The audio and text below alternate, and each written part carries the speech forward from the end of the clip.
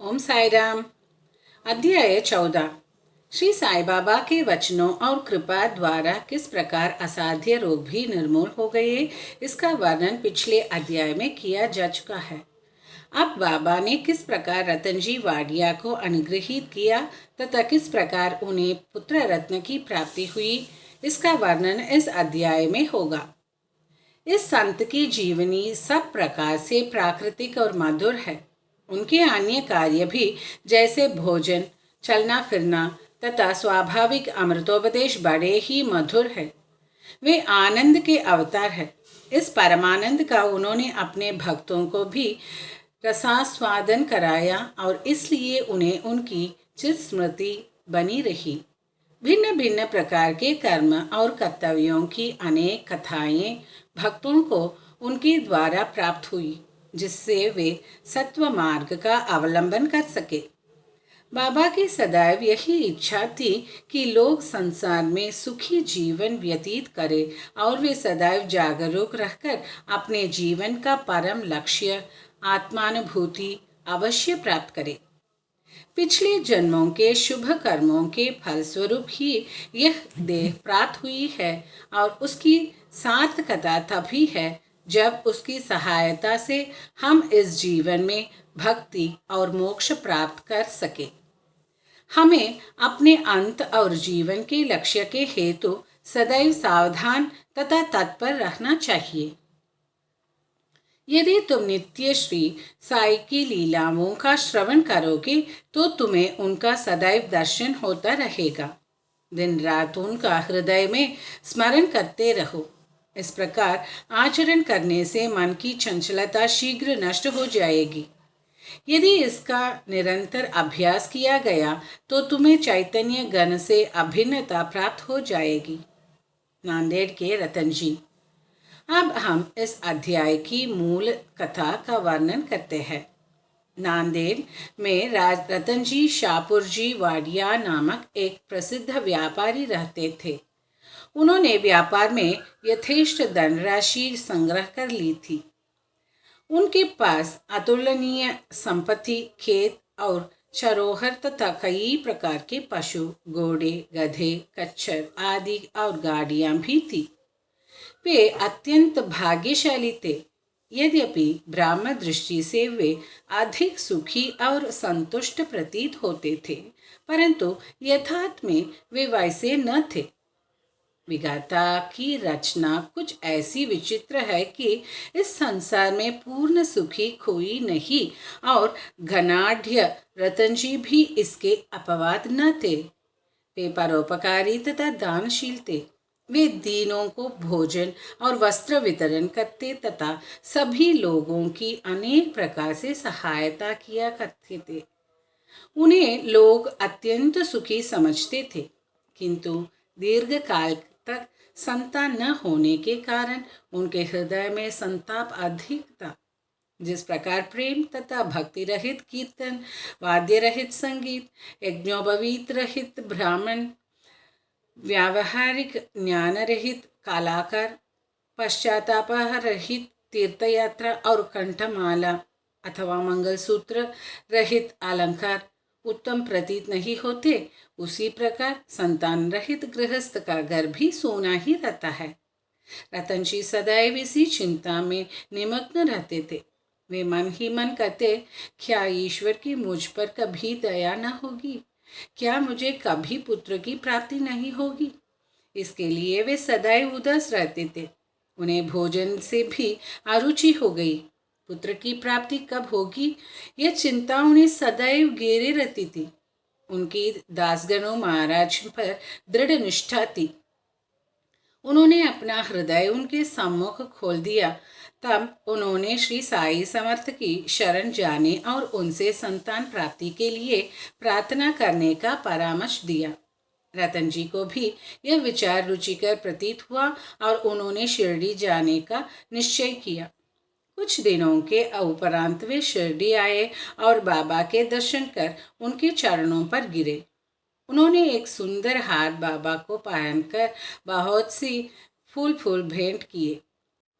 तत्पश्चात आदर सहित बाबा के पास बैठकर इस प्रकार प्रार्थना करने लगे, अनेक आपत्तिग्रस्त लोग आपके पास आते हैं और आप उनके कष्ट तुरंत दूर कर देते हैं।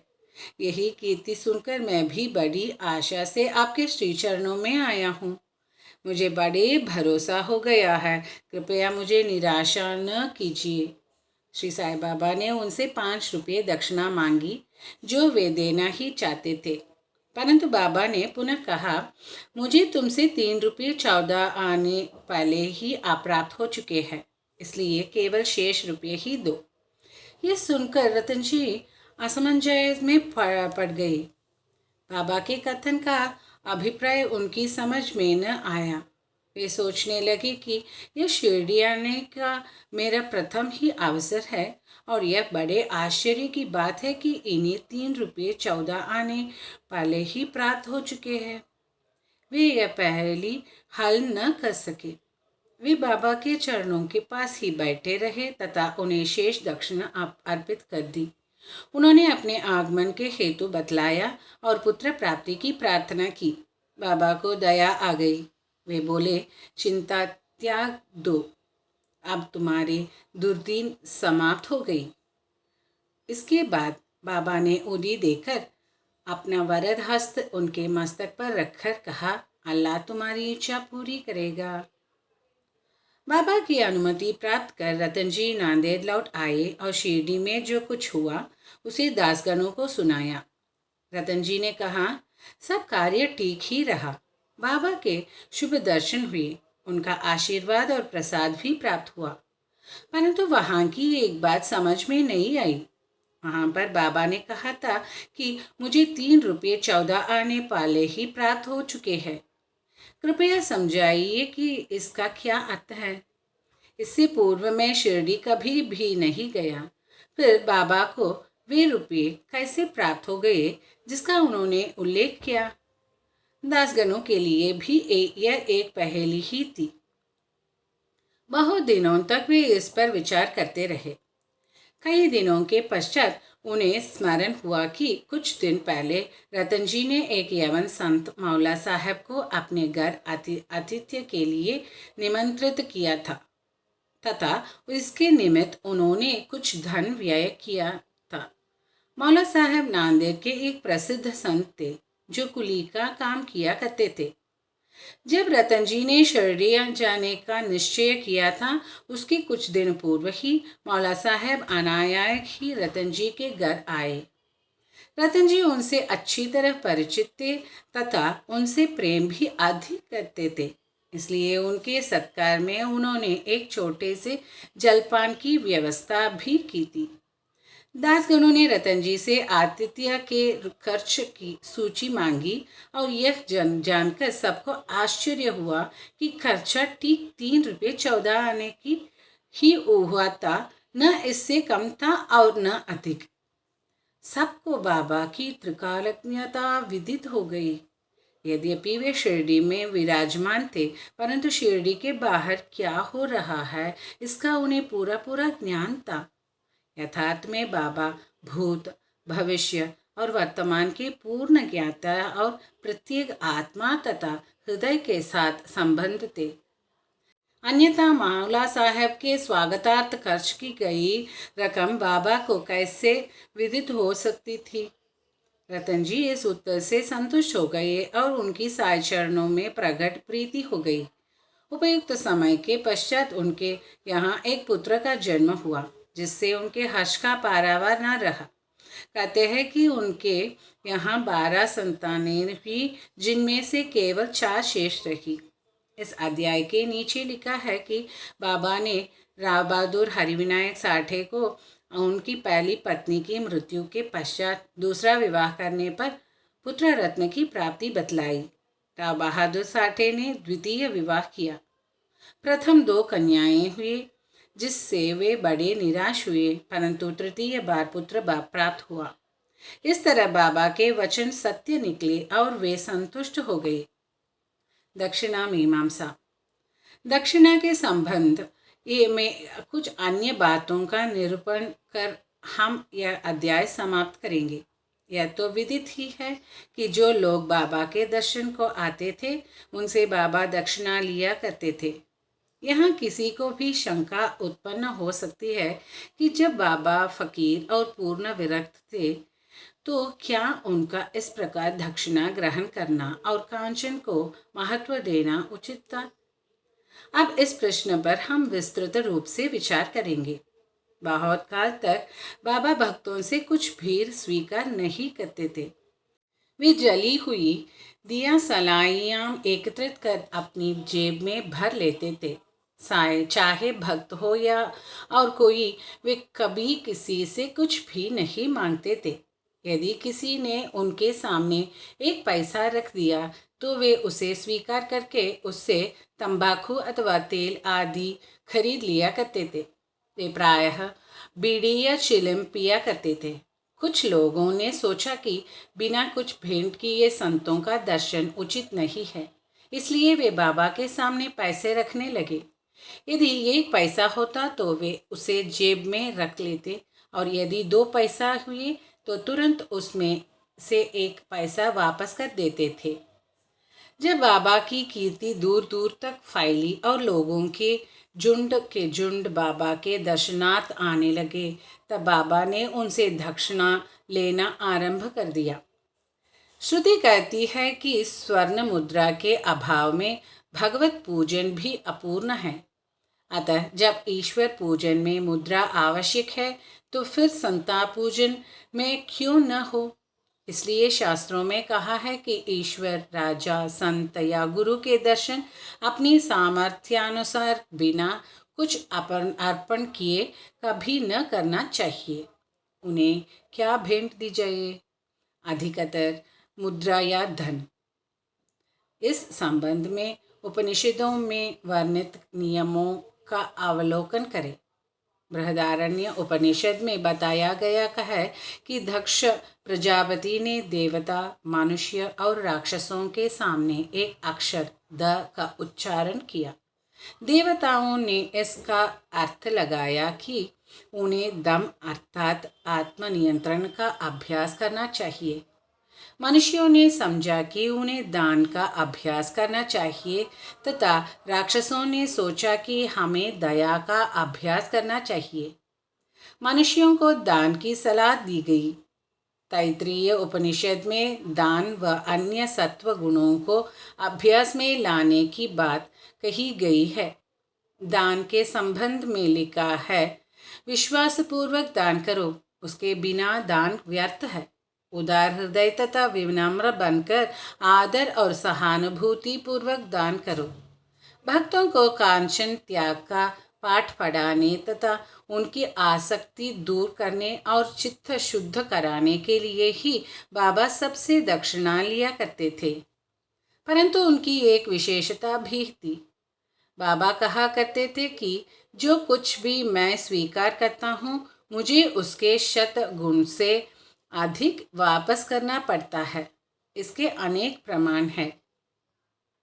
एक घटना, श्री गणपतराव बोडस प्रसिद्ध कलाकार अपनी आत्मकथा के में लिखते हैं कि बाबा के बार बार आग्रह करने पर उन्होंने अपने रुपयों की थैली उनके सामने उंडेल थी।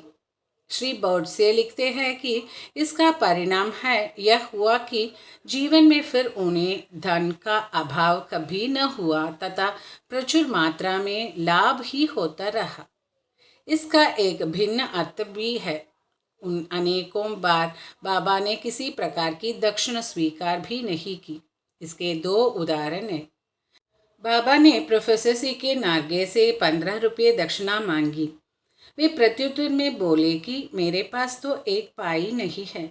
तब बाबा ने कहा कि मैं जानता हूँ तुम्हारे पास कोई द्रव्य नहीं है, परंतु तुम योग वशिष्ठ का अध्ययन तो करते हो, उसमें से ही दक्षिणा दो।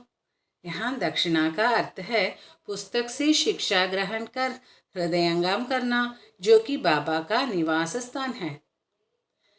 एक दूसरी घटना में उन्होंने एक महिला श्रीमती R.A. तरखड़ से 4 रुपये दक्षिणा मांगी।